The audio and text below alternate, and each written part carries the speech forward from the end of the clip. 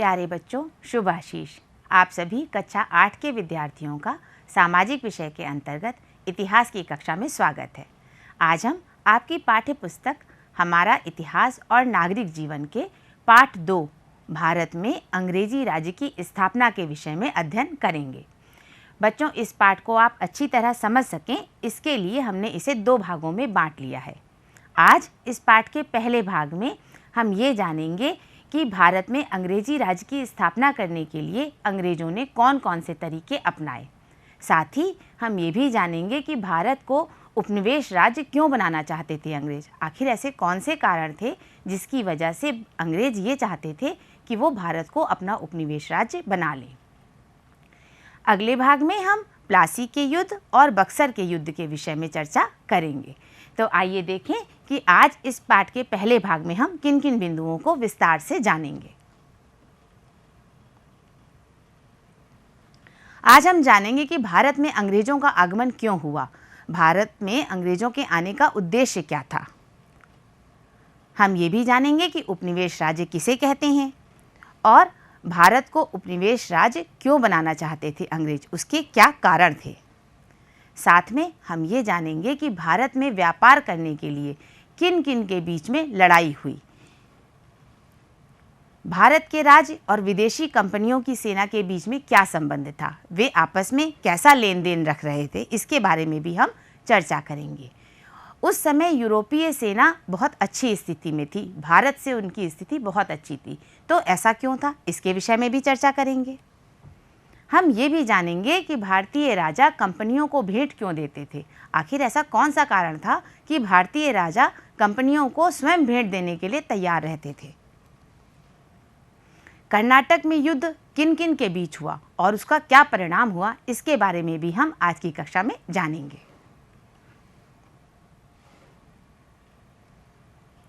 सबसे पहले हम जानते हैं कि भारत में अंग्रेजों का आगमन क्यों हुआ, आने का उनका आखिर उद्देश्य क्या था।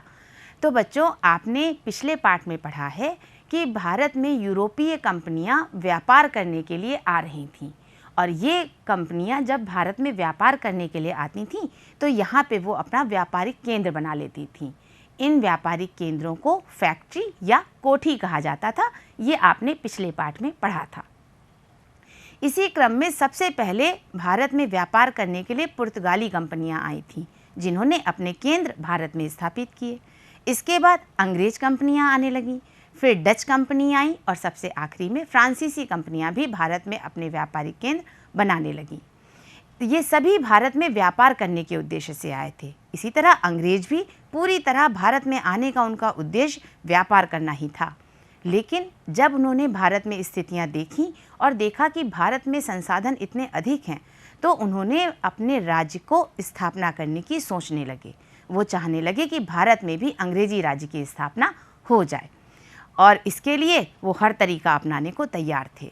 उस समय 18वीं शताब्दी में मुगल साम्राज्य की शक्ति भारत में क्षीण होती जा रही थी, यानी उनका शासन केवल नाम मात्र का रह गया था और वो कमज़ोर होते जा रहे थे।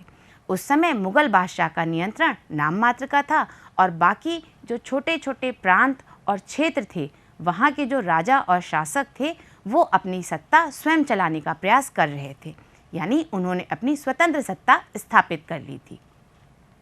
ये प्रांतीय और क्षेत्रीय शासक अपनी सत्ता स्वयं चलाते थे और स्वतंत्र शासन चलाने के लिए पूरी कोशिश कर रहे थे। इनमें मुख्य रूप से बंगाल, जिसमें बिहार और उड़ीसा थे, अवध, हैदराबाद, मैसूर और मराठा प्रमुख थे। यहाँ के शासक अपनी स्वतंत्र सत्ता चलाकर स्वयं का शासन व्यवस्था कर रहे थे। इस बीच में जब ये लोग अपनी स्वतंत्र सत्ता चलाना चाह रहे थे तो अंग्रेजी कंपनियां अपना व्यापार बढ़ाना चाह रही थीं और इसी समय यूरोप में फ्रांस और इंग्लैंड के बीच में विश्व में उपनिवेश बनाने के लिए और व्यापार करके मुनाफा कमाने के लिए लगातार युद्ध हो रहे थे।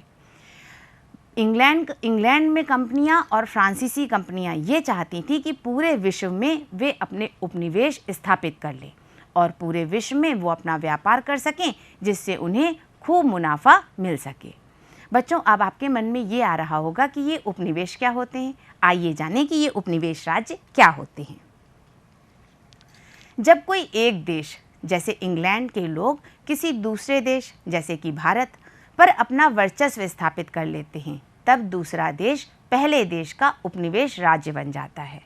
पहला राज्य दूसरे राज्य का प्रमुख देश बन जाता है या सर्वे सर्वा देश बन जाता है।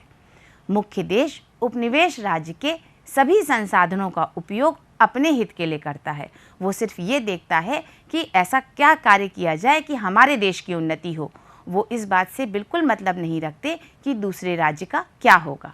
तो इससे होता ये है कि जो मुख्य सर्वे सर्वा देश है वो संसाधनों का प्रयोग करके उन्नति करता चला जाता है और जो दूसरा देश है वो अवनति की ओर चला जाता है। यही हाल भारत में भी हो रहा था। अंग्रेजी कंपनियां भारत को उपनिवेश बनाना चाह रही थीं, जिससे कि यहाँ पर जितने भी संसाधन थे, प्राकृतिक संसाधन, मानवीय संसाधन, इन सभी का प्रयोग करके वो अपने देश की उन्नति कर सकें। इससे भारत की स्थिति खराब होती जा रही थी और ये पूरे संसाधनों का प्रयोग केवल अपने हित के लिए कर रहे थे और बाकी भारत की स्थिति खराब होकर वह अवनति की ओर जा रहा था। भारत में उपनिवेश बनाने के लिए ऐसे बहुत से कारण थे जिसकी वजह से अंग्रेज कंपनियां भारत को उपनिवेश बनाना चाहती थीं। आइए देखें वो क्या क्या कारण थे। इंग्लैंड में औद्योगिक क्रांति के दौरान कारखाने लग गए थे, अतः भारत को वो सिर्फ कच्चे माल की आपूर्ति का साधन बनाना चाहते थे। वो चाहते थे कि भारत में जो भी कच्चा माल मिलता है वो हम अपने इंग्लैंड भेज दें और उनका वहाँ पे कारखानों में उपयोग हो सके। इंग्लैंड अपने यहाँ का बना हुआ सस्ता कपड़ा भारत लाकर महंगे दामों में बेचना चाहते थे और भारत के साथ साथ और जगहों पे भी वो ऊंचे दाम में अपने यहाँ का कपड़ा बेचते थे। भारत में बना हुआ कपड़ा यूरोप में अच्छा बिकता था और उसको वो यहाँ से सस्ता खरीद के वहाँ ले जाकर के महंगे दामों में बेच देते थे। भारत में कई ज़रूरी फसलें जैसे नील, पटसन, अफीम, गन्ना, चाय, कहवा आदि उगवाकर वो उन्हें दूर दूर तक बेचते थे और अच्छा मुनाफा कमा रहे थे। व्यापार की ये सब चीज़ें लाने और ले जाने के लिए वो भारत के महत्वपूर्ण क्षेत्रों में रेलवे लाइन और सड़क बिछाना भी शुरू करना चाह रहे थे। इसके लिए वे लोहा, कोयला आदि खनिजों की खदानें खोदना चाहते थे। साथ ही वो ये भी चाहते थे कि जंगल से लकड़ी का व्यापार वह मुक्त रूप से कर सके। ये सब करने के लिए उन्हें भारत में जगह जगह अपने अधिकारी रखने की ज़रूरत महसूस हो रही थी और इसके लिए उन्होंने जगह जगह अपने अधिकारी रखे और भारत पे अपना नियंत्रण बनाने की पूरी कोशिश करने लगे। बच्चों, आपने एक नया शब्द सुना, औद्योगिक क्रांति। इसका अर्थ होता है उद्योगों को बढ़ावा देने के लिए चलाए गए विशेष अभियान को औद्योगिक क्रांति कहते हैं। उस समय इंग्लैंड में वहाँ की शासन व्यवस्था नए उद्योग लगाने के लिए और उनको अच्छी तरह चलाने के लिए मदद कर रही थी और विशेष प्रयास कर रही थी। इसको ही हम औद्योगिक क्रांति कहते हैं। बच्चों, अब आप इन बातों को चित्र के माध्यम से और अच्छी तरह समझिए। भारत में कपास की पैदावार बहुत अच्छी थी। यहाँ पर जो कपास पैदा होती थी वो अच्छी किस्म की थी और कपास को कपड़ा उद्योग में कच्चे माल की तरह प्रयोग किया जाता है। तो ये जो कपास भारत में पैदा होती थी इसको इंग्लैंड के व्यापारी, अंग्रेज व्यापारी खरीद लेते थे सस्ते दामों में और इसको खरीद के वो ये कच्चा माल इंग्लैंड भेज देते थे। जब ये कच्चा माल इंग्लैंड जाता था तो वहाँ की जो औद्योगिक क्रांति के दौरान कारखाने लगे थे उनमें वहाँ कपड़ा बनता था इस कच्चे माल कपास से। जब ये कपड़ा बन जाता था तो उस कपड़े को अंग्रेज एजेंट भारत ला करके महंगे दामों में बेच देते थे। इसका एक नुकसान ये भी हो रहा था कि जो भारतीय बुनकर थे उनकी स्थिति खराब होती जा रही थी। भारतीय बुनकर हाथ से कपड़ा बुनते थे, साथ ही उनको बहुत मेहनत लगती थी और इसमें समय भी बहुत लगता था, लेकिन उनके कपड़े की बिक्री बहुत कम दामों में हो पाती थी। इसकी वजह से भारतीय बुनकरों की दशा दिन पे दिन खराब होती जा रही थी। भारत में ऐसी बहुत सी फसलें थीं जिनको कच्चे माल के रूप में प्रयोग किया जा सकता था और इन फसलों की अच्छी किस्में भारत में पैदा हो रही थीं, जैसे कि नील, पटसन, अफीम, गन्ना, चाय और कहवा। इन सभी फसलों को अंग्रेज व्यापारी सस्ते दामों में खरीदकर अपने इंग्लैंड में भेजते थे और वहाँ पर इन सभी से कारखानों में सामान बनाया जाता था। इनमें भी नील बहुत मुख्य था, क्योंकि नील से, जो ये नीले रंग के फूल आपको दिखाई दे रहे हैं बच्चों, इनसे कपड़ा रंगने के लिए रंग बनाया जाता था। तो इसका प्रयोग इंग्लैंड में बहुत ज़्यादा होता था। इसलिए अंग्रेज व्यापारी ये चाहते थे कि भारत में नील की खेती खूब की जाए। जब खेती की उपज ज़्यादा होगी तो उन्हें ये माल सस्ते दामों में मिल जाएगा। इसलिए वो भारत के किसानों को मजबूर करते थे कि वो अपने यहाँ खेती में नील ही उगाएं और उन्हें वो सस्ते दामों में दे दें। भारत के किसानों को नील से ज़्यादा फ़ायदा नहीं हो रहा था, लेकिन अंग्रेज व्यापारी उन पर ये दबाव डालते थे कि वो अपने यहाँ नील की खेती करें, जिससे कि नील की उपज बढ़े और उन्हें वो सस्ते दामों में उपलब्ध हो जाए। इस तरह से ये सारी ही फसलों को वो अंग्रेज व्यापारी सस्ते दामों में खरीदकर इंग्लैंड भेज रहे थे। इंग्लैंड में, जैसा हमने बात की, औद्योगिक क्रांति के दौरान कारखाने लग गए थे। ये देखिए बच्चों, आपको चित्र में कारखाने में काम करते हुए लोग दिखाई दे रहे हैं। इंग्लैंड में औद्योगिक क्रांति के दौरान लगे कारखानों में कच्चे माल की आपूर्ति इस समय भारत द्वारा वो आसानी से कर रहे थे। जब वहाँ पे कच्चा माल आराम से पहुँचता था तो वहाँ पर जो चीज़ें बनती थीं उनका दाम कम पड़ता था। इंग्लैंड में बना कपड़ा सस्ता होता था, जिससे वह भारत लाकर उसे महंगे दामों में बेच रहे थे।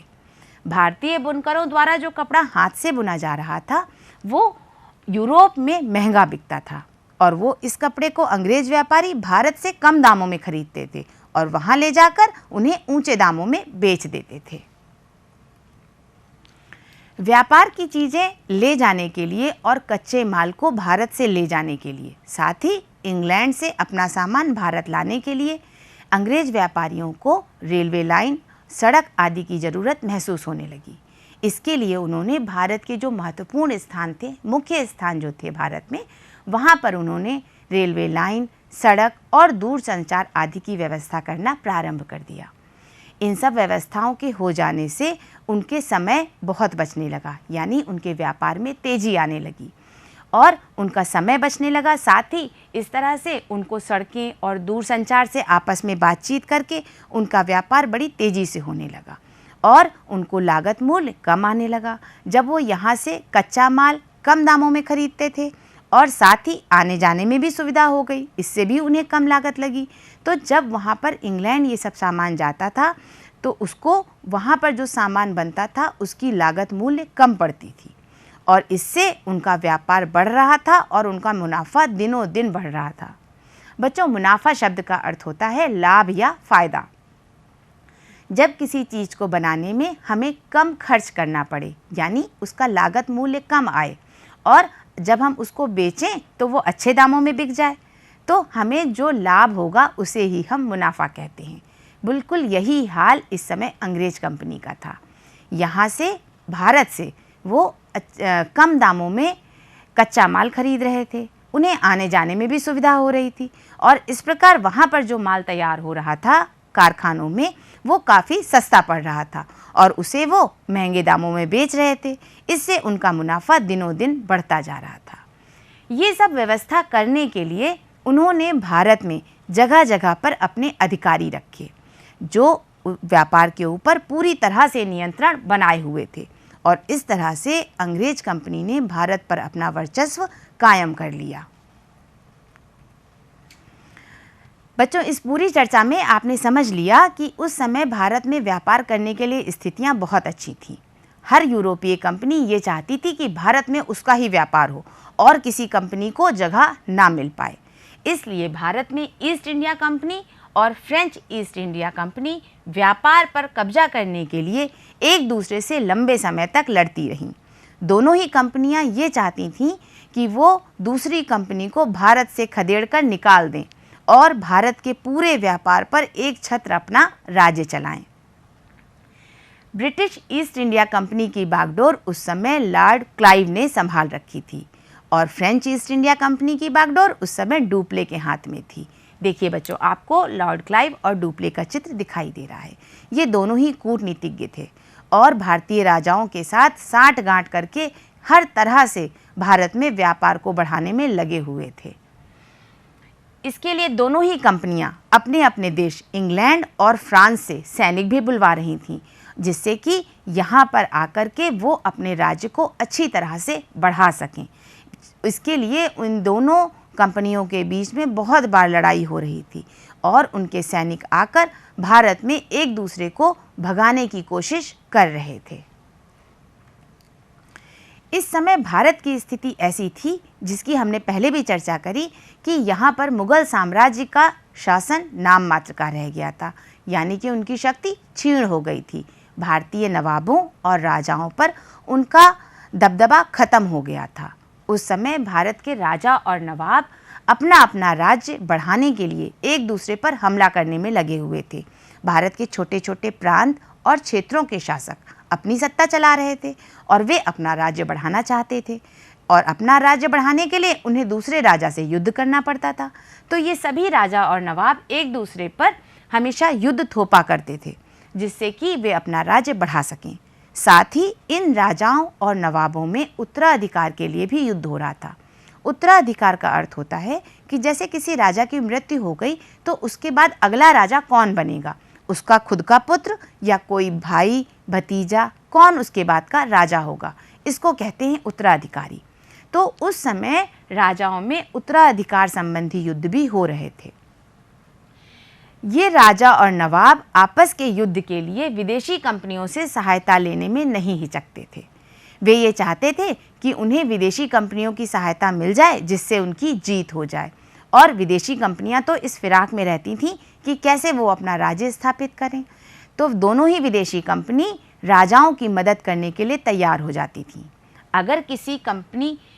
अगर कोई कंपनी भारत के किसी राजा का साथ देने को तैयार हो जाती थी और अपनी सेना उसके लिए लड़ने भेज देती थी तो उस राजा या नवाब की ताकत बहुत बढ़ जाती थी, क्योंकि उस समय यूरोपीय सेना की ताकत ज़्यादा थी। उनकी स्थिति भारतीय सेना से बहुत अच्छी थी।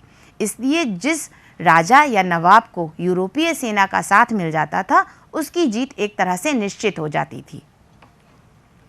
आइए जानें कि उस समय यूरोपीय सेना किस प्रकार भारतीय सेना से बेहतर थी। यूरोपीय सेना के पास बेहतर नौसेना थी। नौसेना का अर्थ होता है वह सेना जो समुद्र में सीमाओं की रक्षा करती है। हमने पहले अध्याय में भी पढ़ा था कि अंग्रेज व्यापारी और सभी विदेशी व्यापारी समुद्र के रास्ते से ही भारत में आए थे। उन्होंने समुद्री रास्ते की खोज की थी और उसी रास्ते से अपना व्यापार बढ़ा रहे थे। तो जब समुद्र के रास्ते से वो अपना व्यापार बढ़ा रहे थे तो अगर उनके पास अच्छी नौसेना होगी तो उनके लिए ये काम और आसान हो जाता था। तो बेहतर नौसेना होने की वजह से यूरोपीय सेना काफ़ी सशक्त थी। उनके पास तोपें और बंदूकें भी अच्छी शक्ति की थीं। उच्च शक्ति की तोपें और बंदूकें थीं और उनकी किस्में भी अच्छी थीं। यूरोपीय सेना नियमित अभ्यास के साथ अनुशासित भी थे।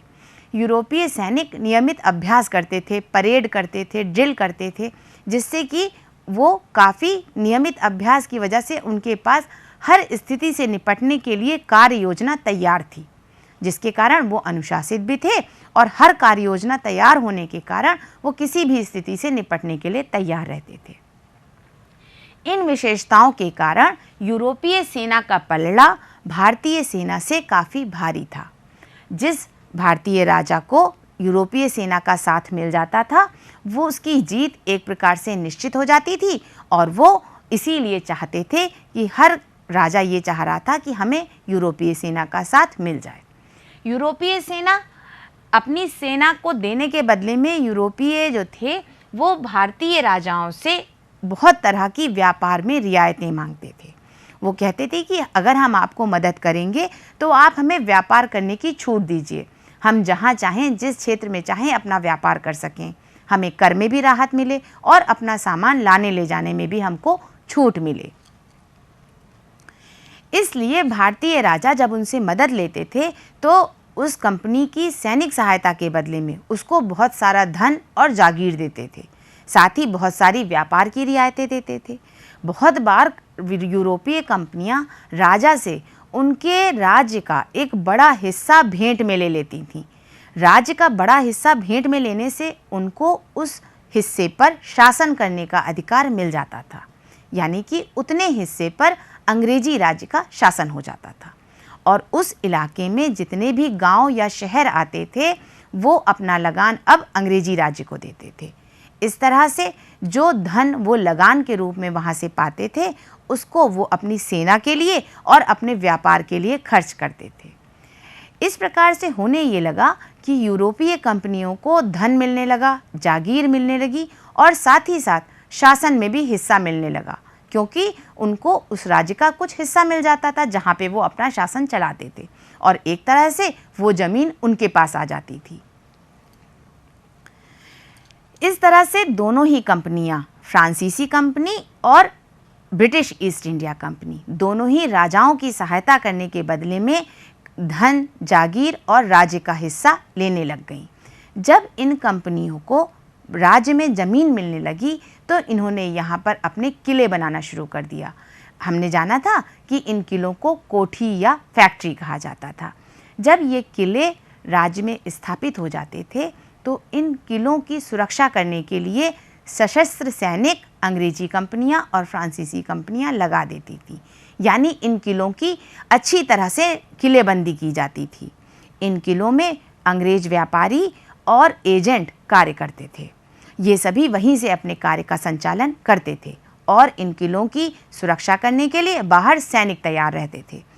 इस तरह से किलेबंदी करने के कारण इंग्लैंड के कंपनी के सैनिक और फ्रांसीसी कंपनी के सैनिकों में युद्ध होने लगे। इन दोनों ही कंपनियों के सैनिकों में कई बार युद्ध हुए।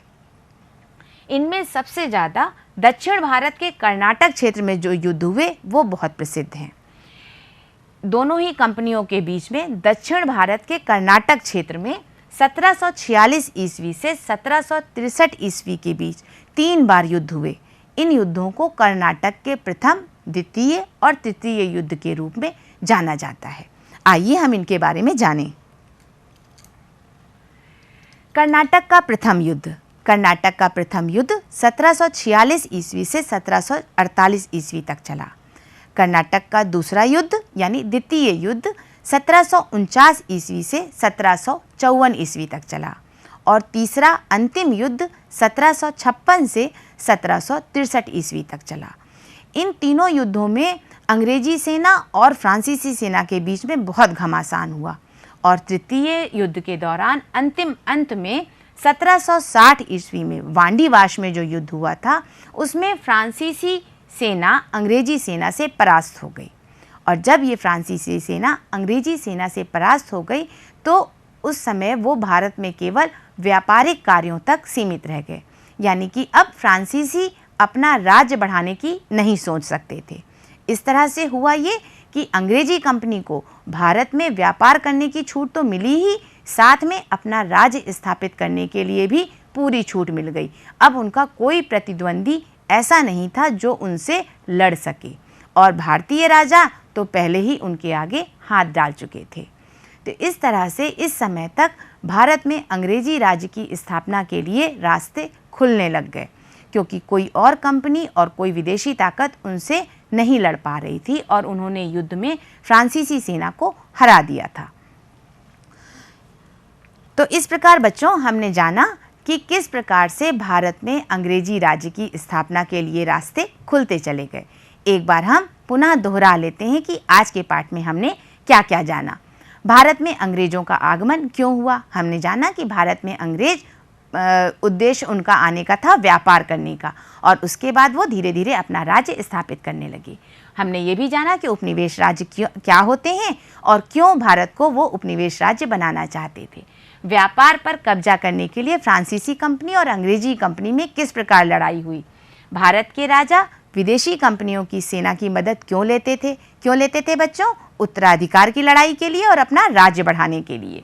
और इसके बदले में वो अंग्रेजी सेना को और यूरोपीय सेना को बहुत सारा धन, जागीर और अपने राज्य का हिस्सा दे देते थे भेंट में।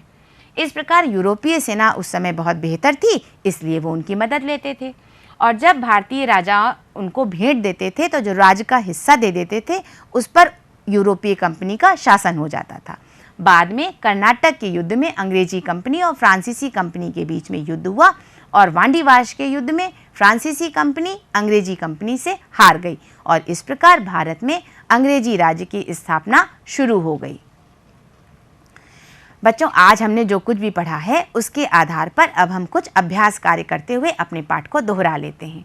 हमारे पास 2 स्तंभ हैं। पहले में हमारे पास लिखा है बेहतर नौसेना, तोपें और बंदूकें, उत्तराधिकार के लिए युद्ध, डुप्ले और लॉर्ड क्लाइव। दूसरी तरफ हमारे पास लिखा हुआ है British East India company, French East India company, भारतीय राजा और यूरोपीय सेना। आइए देखें कौन किससे मिलान करेगा। बेहतर नौसेना, तोपें और बंदूकें बच्चों किसके पास थी? याद आया? जी हाँ बच्चों, बेहतर नौसेना, तोपें और बंदूकें यूरोपीय सेना के पास थी। उत्तराधिकार के लिए युद्ध किन किन के बीच हो रहा था? देखिए बच्चों, भारतीय राजाओं के बीच, आपको भी याद होगा। डुप्ले किसका नेतृत्व कर रहे थे बच्चों? जी हाँ, Dupleix French East India Company का नेतृत्व कर रहे थे और लॉर्ड क्लाइव ने ब्रिटिश ईस्ट इंडिया कंपनी की कमान संभाल रखी थी। आइए एक और अभ्यास कार्य करते हैं। नीचे लिखे कथनों में से सही कथन पर सही और गलत कथन पर गलत का चिन्ह लगाएं।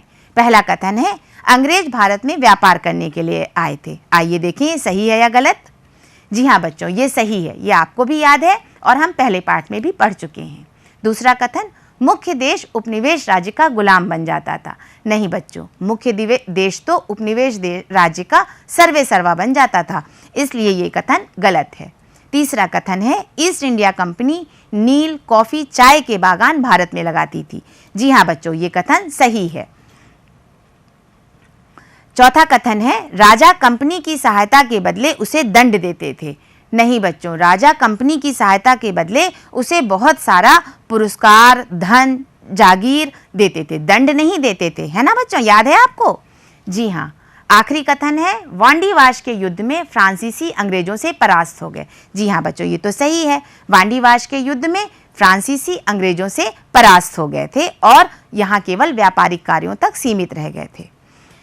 बच्चों, अब हम आपको कार्य दे रहे हैं जिसे आप अपनी कॉपी में करिएगा। ये 3 प्रश्न आपकी किताब में दिए हुए हैं। पहला प्रश्न है ब्रिटिश ईस्ट इंडिया कंपनी की ताकत बढ़ाने में किसका विशेष योगदान था? आपने इनका चित्र भी देखा है। दूसरा प्रश्न है ईस्ट इंडिया कंपनी नील, कॉफ़ी, चाय के बागान कहाँ लगाती थी? ध्यान से लिखिएगा बच्चों। तीसरा प्रश्न है अंग्रेजों ने भारत को उपनिवेश क्यों बनाया? तो ये सभी प्रश्न आप अपनी कॉपी में करिएगा। साथ ही एक परियोजना कार्य, हमने आपको बच्चों मुनाफा शब्द का अर्थ समझाया है। आप अपने बड़ों की सहायता से ये कार्य करेंगे। आपकी समझ से मुनाफा कमाने के लिए पैसों का उपयोग किस प्रकार करना ठीक होगा? पैसों को घर में रखना, बैंक में जमा करना या सोना चांदी खरीदना या फिर उद्योग में लगाना? आप अपने बड़ों से चर्चा कीजिएगा और परियोजना कार्य में इसको लिखिएगा। बच्चों, आशा है ये भाग आपको अच्छी तरह समझ में आ गया होगा। इसे आप अपनी पाठ्यपुस्तक से एक बार दोहरा लीजिएगा। अगले भाग में इसके आगे पाठ को पढ़ने के लिए हम आपसे जल्दी ही फिर मिलेंगे। तब तक आप सभी अच्छी तरह पढ़ाई करते रहिएगा और स्वस्थ रहिएगा।